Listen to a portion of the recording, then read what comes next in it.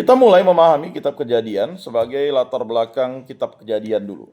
Jadi kita memahami tadi. Sebelum kita memasuki refleksi tentang bacaan yang sudah kita bacakan. 2 bacaan kitab Kejadian, bacaan Rabu dan Selasa, dan juga bacaan Injil tadi. Ya, latar belakang kitab Kejadian mencakup berbagai aspek historis, teologis, dan sastra yang berkaitan dengan konteks penulisannya, tujuan, serta pengaruhnya dalam tradisi keagamaan. Jadi ini mempengaruhi tradisi keagamaan. Bahkan ya ada 3 agama besar di dunia ini dipengaruhi oleh ya konteks tulisan ini. Jadi memiliki tujuan serta pengaruhnya dalam tradisi keagamaan. Nah, selanjutnya ada beberapa elemen penting mengenai latar belakang kitab Kejadian. Ya, yang pertama penulis dan penulisan. Ya, halo, bisa diterima? Halo,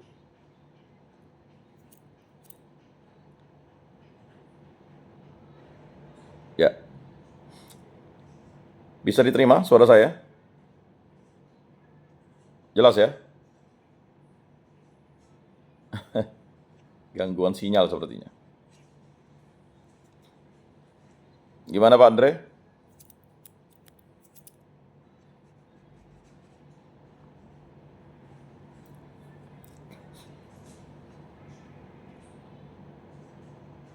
Halo?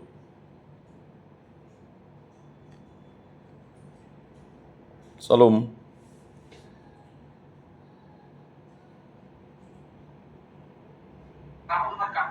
Ya, bisa ya? Bisa kembali didengar Pak Andre? Bisa. Ya, baik. Biasa gangguan sinyal. Baik. Nah, ya, baik, kita dalami kitab Kejadian ini. Memang pada tahun 2025 ini saya akan sistematis untuk memperkuat pengetahuan kitab suci Bapak-bapak, saudara-saudara sekalian supaya membaca kitab Kejadian ini dengan penuh dan sungguh. Kita masuk latar belakang kitab Kejadian. Latar belakang kitab Kejadian mencakup berbagai aspek historis, teologis, dan sastra yang berkaitan dengan konteks penulisannya, tujuan serta pengaruhnya dalam tradisi keagamaan. Lalu berikut adalah beberapa elemen penting mengenai latar belakang kitab Kejadian. Yang pertama, penulis dan penulisan. Kitab Kejadian secara tradisional dianggap sebagai bagian dari Taurat atau Pentatuk, ya, yaitu 5 kitab pertama dalam Alkitab yang sering dikaitkan dengan Nabi Musa sebagai penulisnya. Ya, jadi jelas di situ tetap orisinalitas dari Nabi Musa lah yang menulisnya.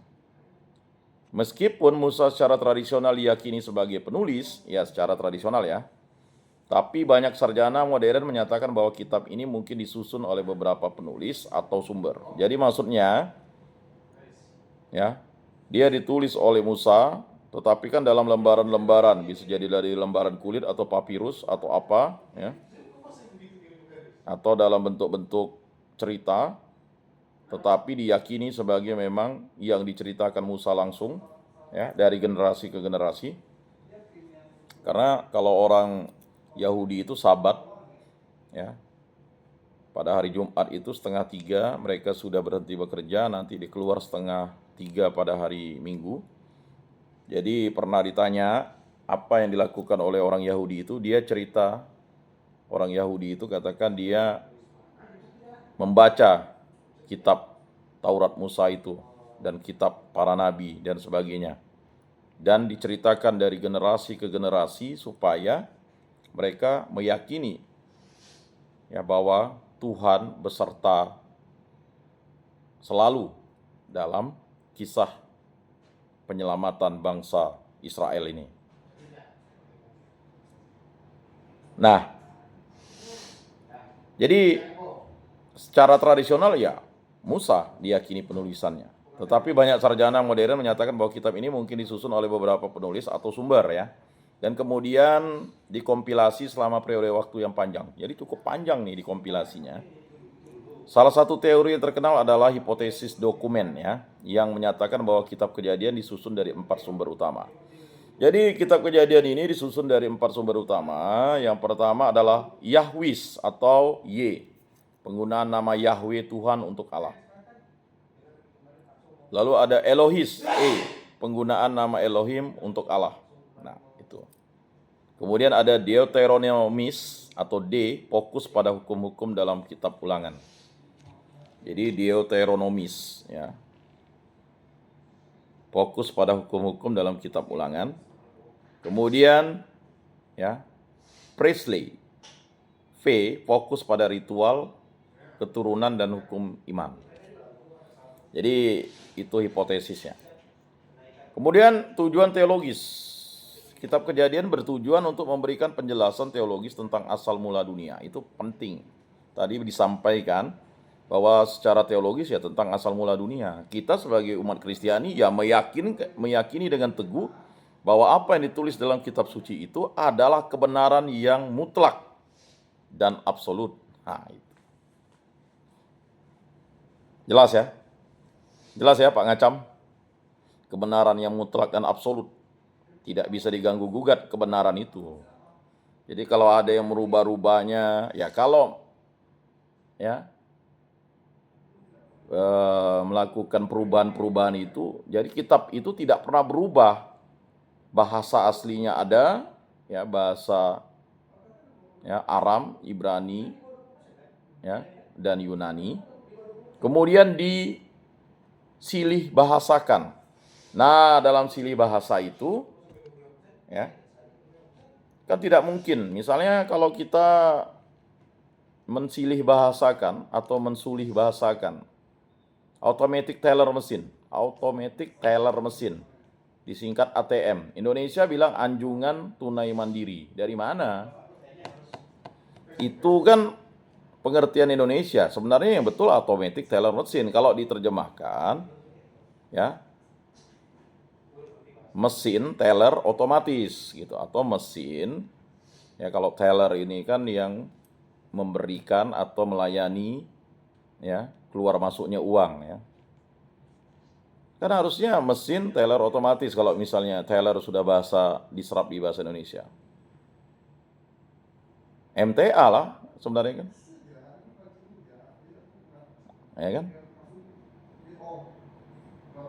Nah, tapi tidak bisa. Dibuatlah padanan. Sama seperti good morning, good morning. Kita mengucapkan good morning itu kan tidak mungkin baik pagi kita sapa orang kan. Lalu Indonesia serapnya menjadi selamat. Nah, selamat. Itu kan serapan bahasa padanannya. Padahal kalau kita tahu bahasa Inggris itu pada selamat itu congratulation, ya kan? Congratulate. Nah, itu. Tetapi dibuat padanannya ya selamat di Indonesia kan. Good morning. Lalu ada orang-orang tertentu mengatakan tidak perlu mengucapkan selamat. Masa pagi selamat? Ya, itulah tafsir-tafsirnya. Tetapi bagi kita, sulih bahasa itu menjadi kekayaan. Nah, begitu juga ini. Bagi umat Kristiani ya secara teologis, kitab Kejadian adalah tentang asal mula dunia, kemudian umat manusia dan hubungan Allah dengan ciptaannya, khususnya bangsa Israel. Nah, jadi kitab suci. Jadi kitab suci, orang Yahudi, orang Kristen itu ya, jadi harus dipahami. Orang Kristen ya menyatakan itu sebagai perjanjian lama, tapi bagi orang Yahudi itu adalah kitab suci ya. Kita sama dengan orang Yahudi mengatakan kitab suci. Nah, kitab suci itu dibagi dua bagian besar, New Testament dengan Old Testament. Nah, Old Testament inilah kitab suci yang sama persis dengan orang Yahudi. Jadi tidak pernah dirubah-rubah. Jadi kalau ada pernyataan orang yang ya ingin membenarkan suatu tafsirnya ya silakan saja. Dia bilang orang Kristen merubah-rubah kitab suci, ya tidak ada. Kitab suci orang Yahudi itu tidak mungkin dirubah oleh orang Kristen karena memang itulah dia perjanjian lama itu. Nah, jadi jelas di situ. Lalu beberapa tujuan teologis yang utama dari kitab Kejadian meliputi ya monoteisme. Jadi persoalan monoteisme ini ditekankan dalam ya kitab Kejadian. Kitab ini menekankan bahwa hanya ada satu Allah yang menciptakan dan mengatur alam semesta. Berbeda dengan banyak kepercayaan politeistik yang berkembang di timur dekat kuno pada waktu itu. Jadi satu-satunya yang mengajarkan tentang monoteisme ya Taurat Musa ini atau Pentateuk ini. Jadi semua kepercayaan yang lain itu politeisme. Ya. Sedangkan ya keyakinan orang Israel ini adalah monoteisme. Nah, yang sampai sekarang diperdebatkan kan. Nah, makanya konsep Allah Tritunggal yang Maha Kudus itu kan menjadi suatu yang terus diperbincangkan, tapi bagi yang mengimani, dia akan masuk ke dalam kitab kehidupan. Berikutnya perjanjian Allah dengan manusia, mulai dari Adam, Nuh, Abraham hingga Yakub. Kejadian mengisahkan bagaimana Allah mengadakan perjanjian dengan manusia untuk menyelamatkan mereka dan menuntun mereka. Jadi kitab suci atau Alkitab itu, Holy Bible itu adalah kitab keselamatan.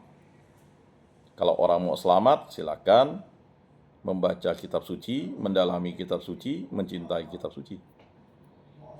Jadi kita sebagai orang yang sudah diselamatkan menjadi pengikut Kristus, kalau tidak membaca kitab suci, kata Santo Jerome atau Santo Hieronymus, kalau tidak membaca kitab suci berarti kita tidak mengenal Allah.